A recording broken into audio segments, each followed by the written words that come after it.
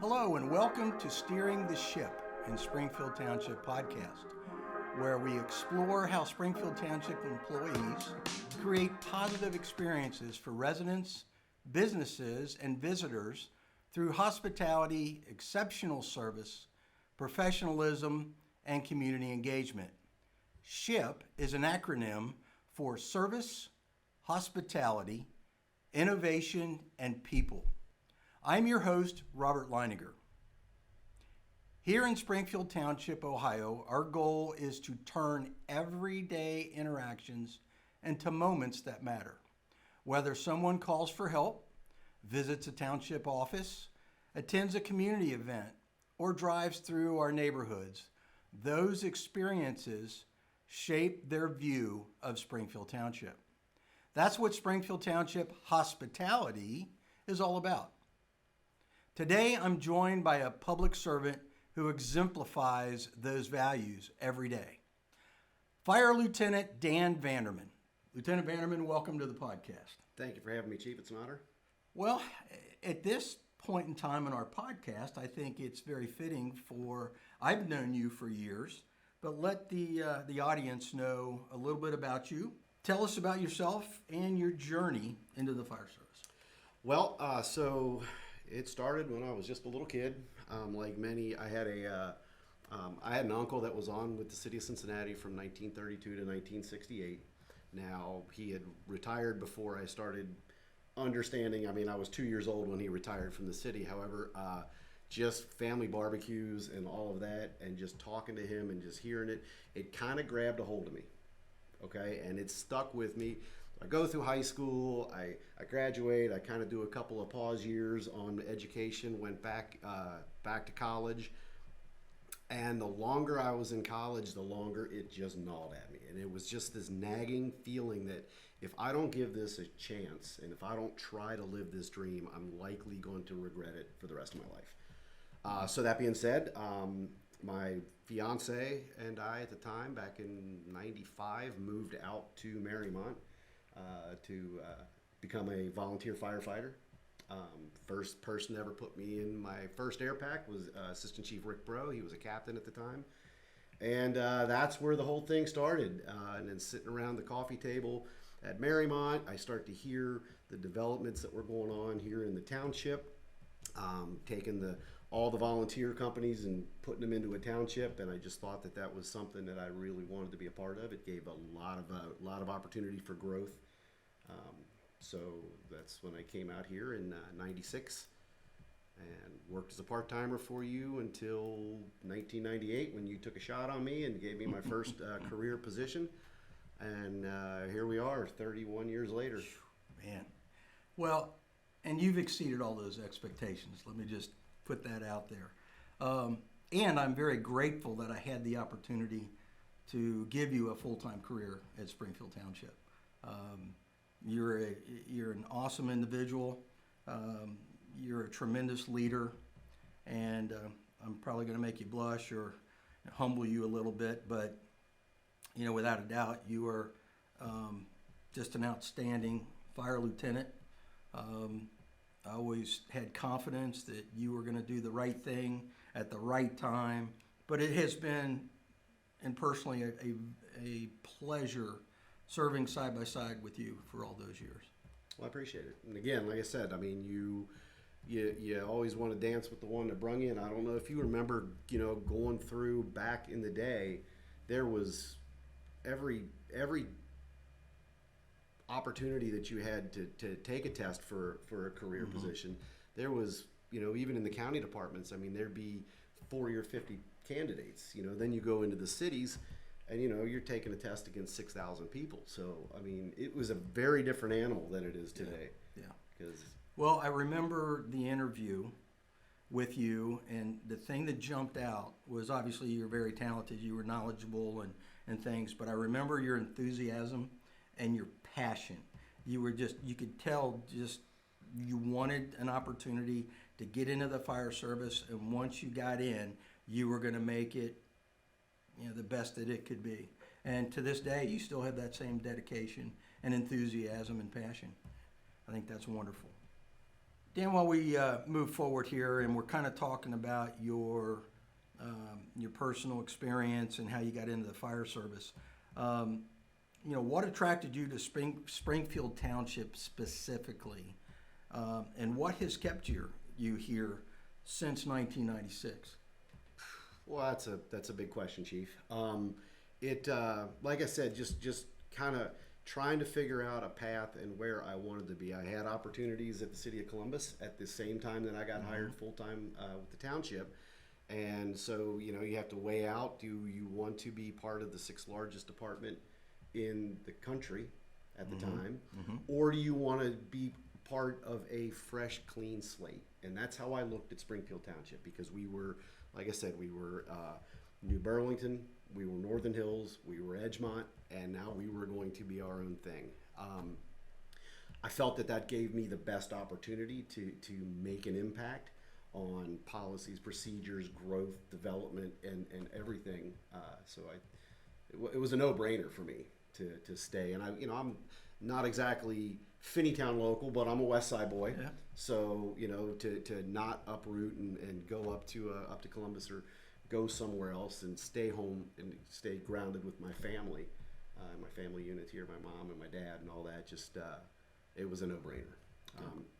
As for staying here through all these years, it's pretty much the same. Just having the opportunities to help grow and develop a department, and then if you don't mind me jumping into the four pillars.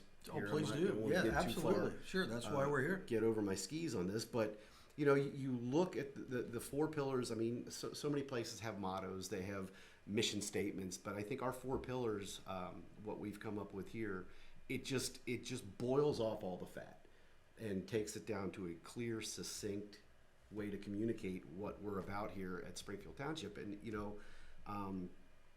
so much of it is it's baked in, it's hardwired to police and fire and people that are called to service.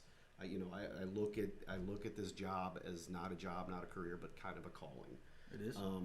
What we go through on a daily basis, what we are exposed to with people suffering and people's loss and tragedy and all of that, it takes a special person, I think, to have a career in this industry and keep a career, because but it also takes, you don't end up working with a bunch of people that are just punching a clock.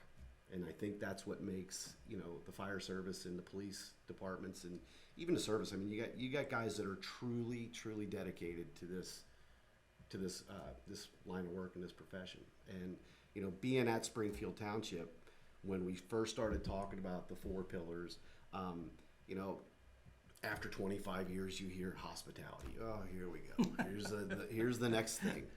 But we the couple of the books that we were given. I came from the food industry when I was working my way through college and fire school, and I recognized some of the names in the books and all that, and what they were trying to do, and it just kind of clicked a little bit on how we can bring this to the fire service and get the buy-in with our personnel.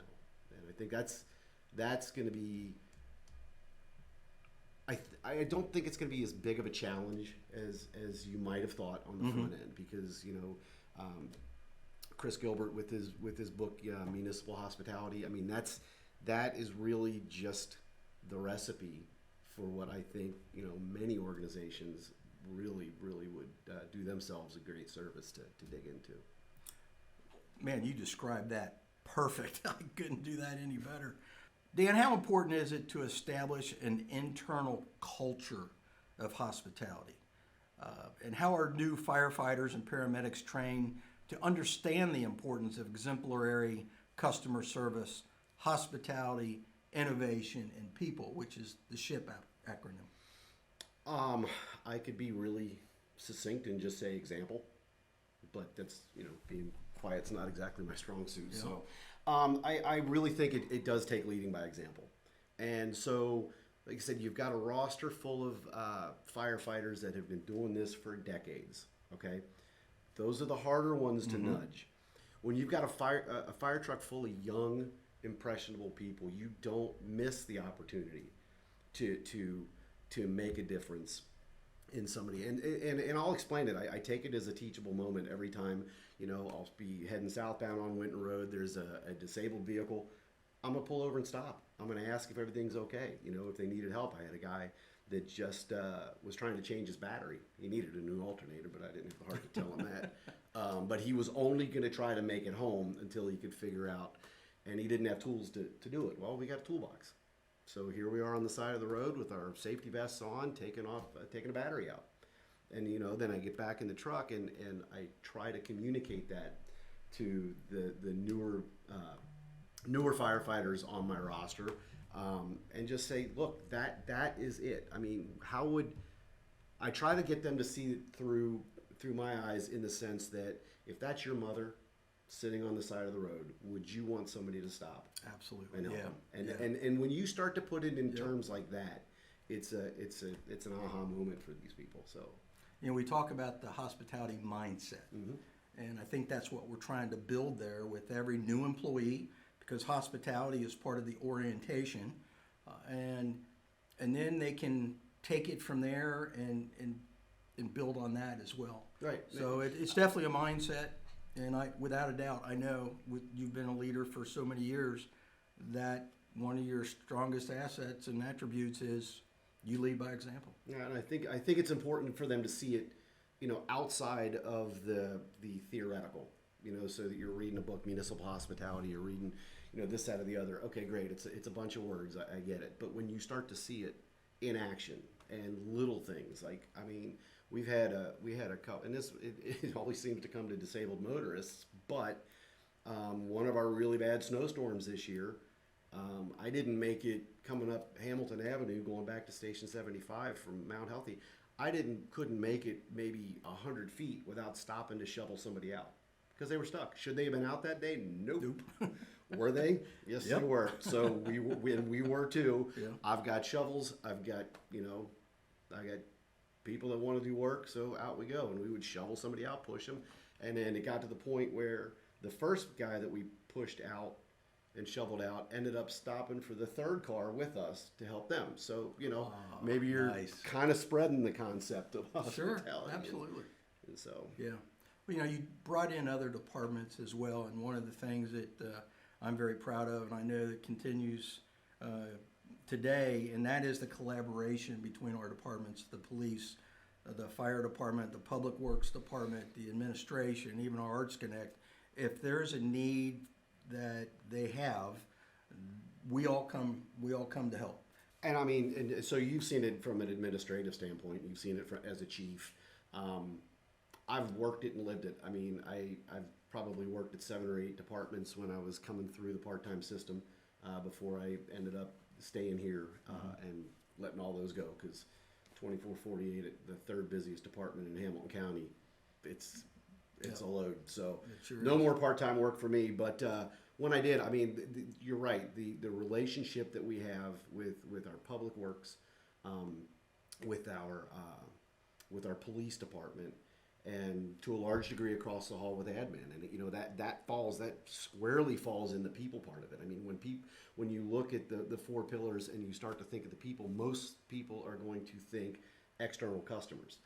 But this township has done such a good job over the years making the internal customer feel like we're part of the team. Yes. And we're all part of the team. And what is it? If it's not illegal, unethical, or immoral, Chris Gilbert wants us doing it. Yeah. Well, that goes a long way. So Yeah, and that is so true. And that's one of the things I struggled with early in my retirement, was walking away from those relationships that we have camaraderie, we have the brotherhood and sisterhood, but it was beyond that. It was the fact I was friends and had professional colleagues in the police department, the public works department, administration, Arts Connect, and so walking away from that was difficult. But I found my way back in. yeah, you always do.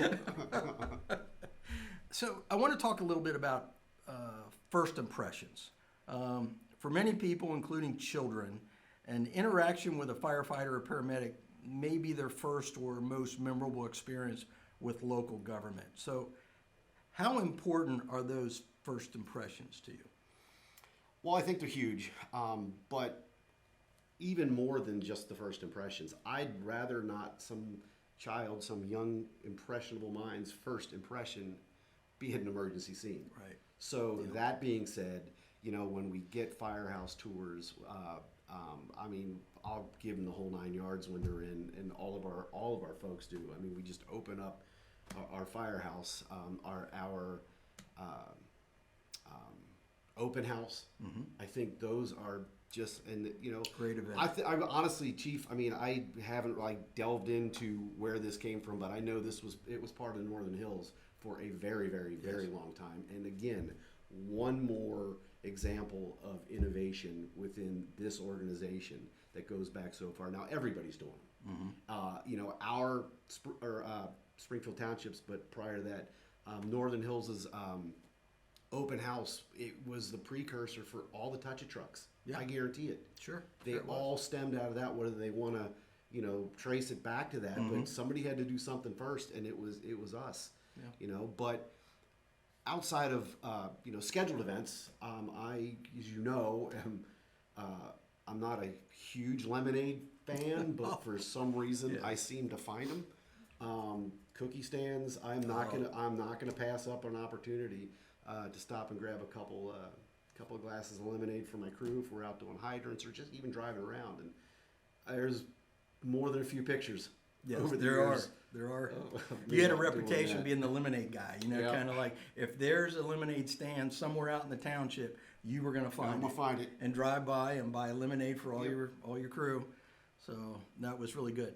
Dan, you also talked about innovation, and through your career, you've had an opportunity to see it when we were carrying little minitors, or we had some very basic, in some ways kind of rustic type equipment, and now with electronics and innovation, things have changed.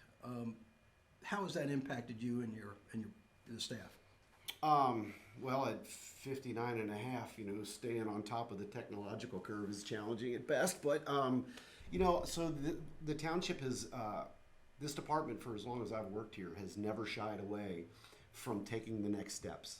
And being the next cutting edge, and I'm not talking, we didn't invent the life pack, but every time there's a new iteration that gives us a chance to be more technically proficient with our diagnostics and stuff, and give our residents, our customers, a better shot at surviving whatever their medical event is. Then we get it done. We find a way to get the money and get the training to get it done. Now, training kind of dovetails in. You and I were talking earlier.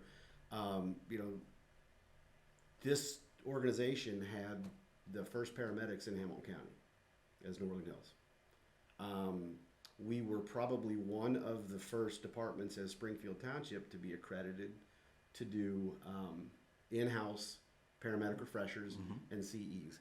And from somebody who, we have a pretty large roster of part-time employees, for somebody working 2 or 3 part-time jobs, it is huge to know that you can come to work and you can maintain your certifications just by being at work. And again, so that's innovation, and it's one more shout out to the people part of it.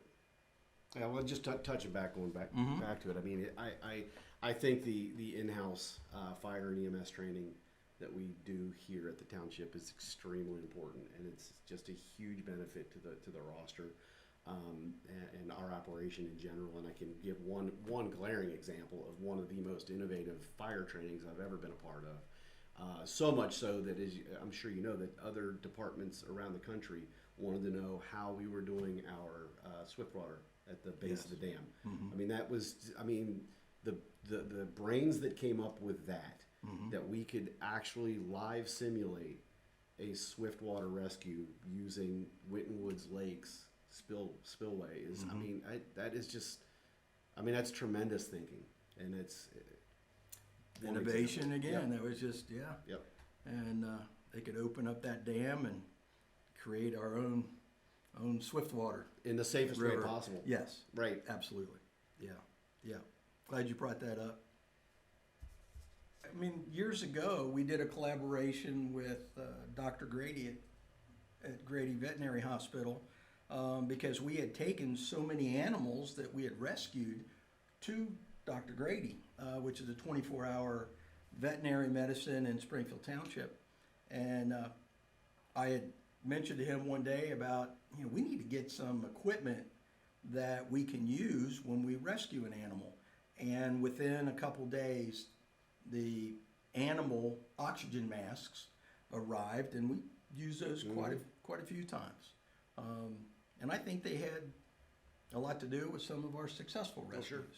Yeah, it really was. So Yeah, and the one thing aside from the lemonade stands that I have been known for is animal rescues.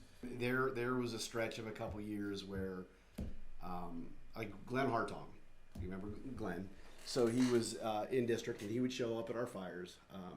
And I came out of a house fire in Pleasant Run Farms, and Glenn showed up probably 30 seconds after I got out of my air pack. And I mean, I looked at him and I was so disappointed. I was like, Glenn, for crying out loud, you had your cover of Time Life magazine. Because I came out of this house fire, gear smoking, and my bunker pants were filled with puppies. I mean, it was, and I'm dragging a pit bull behind me, and I've got 6 baby pit bulls. And they were like the size of hamsters. They were tiny. But yeah, I mean, I've had my fair share of animal grabs. But Dan, firefighters and paramedics often meet people on some of the worst days of their lives.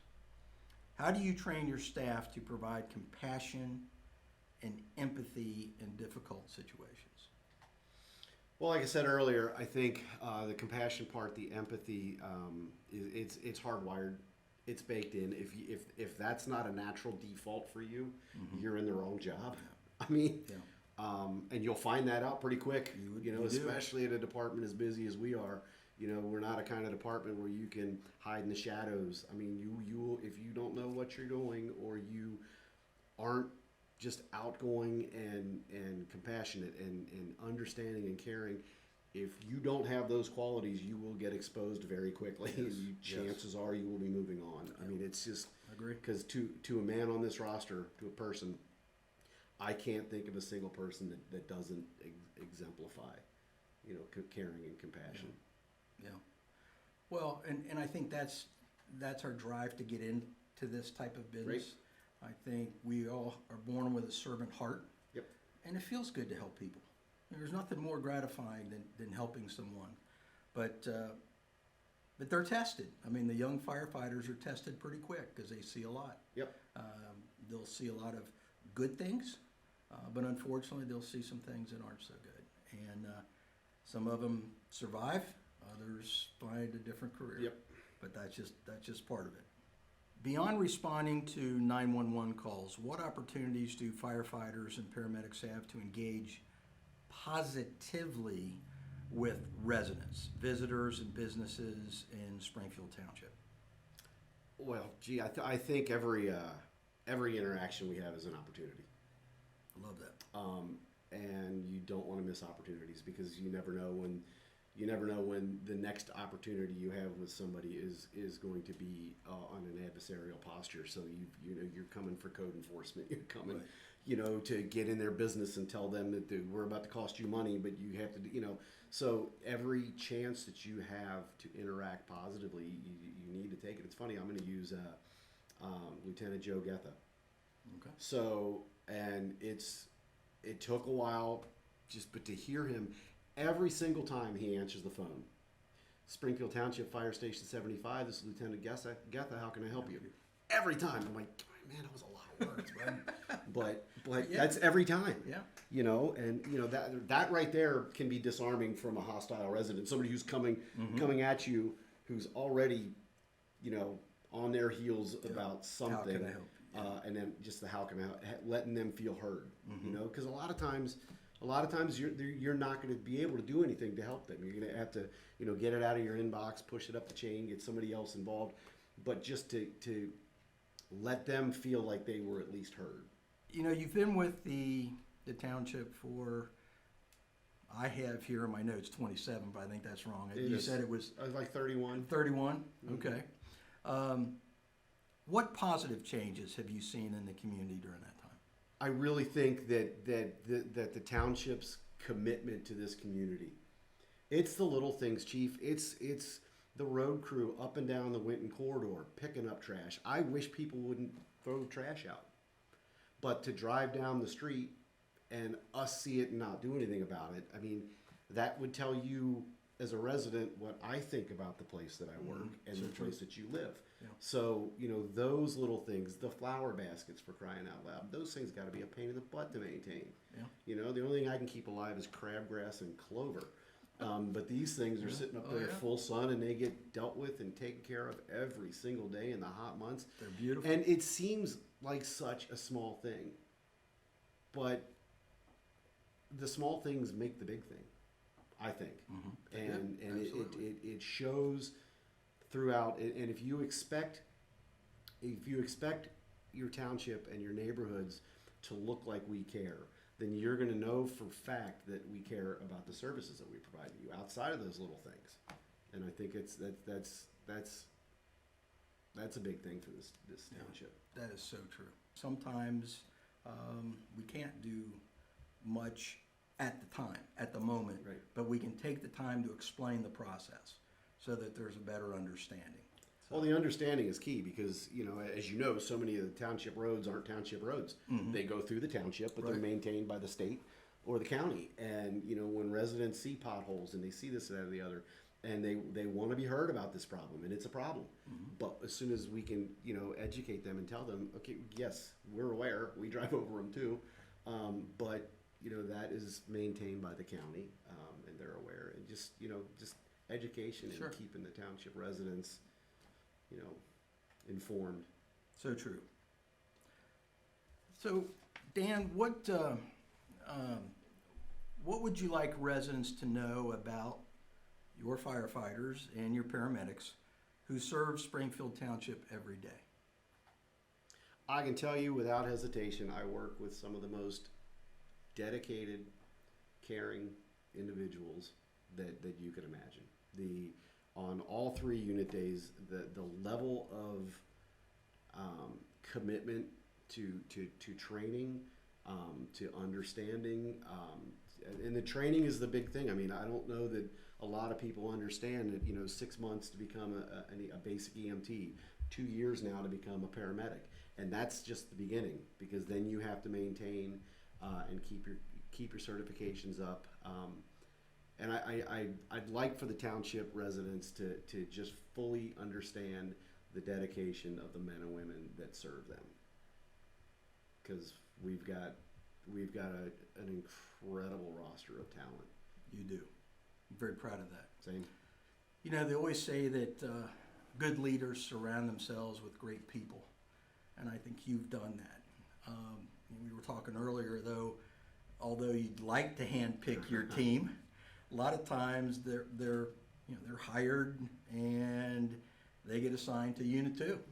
So you have to mentor, you have to train them, you have to teach them about hospitality and the 4 pillars. You sometimes have to comfort them, dealing with difficult situations. And sometimes you have to be very assertive and correct their performance. But at the end, you have one of the best teams I've ever seen in my days as a firefighter, and that's a compliment to you, to your dedication, your commitment to excellence, and the fact that these young men and women feed off of your energy. And one thing that you haven't touched on, and that is your commitment to the physical fitness. But you exercise every day, you eat healthy, and your staff sees that. And you insist that. You give them time to work out during their shift. You encourage them to work out during their shift? I've long since said, and you and I talked about this earlier, I view my job, I am an occupational athlete. I mean, that's the long and short of it. You know, I don't have, I've gone through my yo-yos. I mean, when I first got into fire service, but I saw how hard this job is, how long this career is, and just how important the physical aspect of it. Because I'm not just trying to stay fit for the job. Mm-hmm. I'm trying to stay fit for after the job, because that's my wife deserves that. Yes. For all the sacrifices that she's made with me being in the fire service, with missed vacations or missed family gatherings and all that. So I mean, she signed on for this, and she understood when we first started dating that this was where I was heading. But she doesn't deserve to have my knees and elbows sound like Rice Krispie treats when I stand up, because I didn't do what I needed to do. But it's funny. I do have my age and the age gap between me and a lot of my firefighters that works to our advantage, because one of the challenges is you want to get out the door quick, you want to get moving. And you can ask my guys if they've heard it once, they've heard it 1,000 times. Don't let the old man beat you on the truck. And so that's what keeps you going, right there. Oh yeah, oh that no, 100%. Oh yeah, but you should see them scurrying to get moving, because I mean, if I'm sitting up front, I'm like, where you at? Yep. I got 40 years on you, kid, and you're still getting ready. Yeah. So. Yeah. Well, I can tell you how much it's been a pleasure to work with you most of those 31 years. You're just an awesome man, a man of integrity, man of character. You got a big heart, and a lot of times, you and I tend to shed a tear at different times. We can be emotional, but I think that shows that we have a servant heart. And I think great leaders have that. They can be strong, but they have a certain empathy and compassion to them, and it's in a soft heart when it's needed. And you provide that balance. I've seen your leadership over the years, and the men and women that are under your direction and your leadership are very fortunate to have you as a mentor and as a lieutenant, but more importantly, I think you're their friend. Oh, I appreciate that. I think that's awesome. Yep. Hospitality is more than a program or a slogan. It's commitment to treating every person with dignity, respect, and professionalism. Today's conversation reminds us that public service is ultimately about people, relationships, and empathy. Be kind and create moments that matter. Thank you to our listeners for tuning in today. Steering the Ship in Springfield Township podcast has been a pleasure today, having Lieutenant Dan Vanderman as my guest. Also, a special thank you to Waycross Community Media for providing their podcast services and their studio. Until next time, remember, every interaction is an opportunity to create a moment that matters. I'm Robert Leininger with production director Caitlin Gagnon, and this has been Steering the Ship in Springfield Township podcast. Have a wonderful day.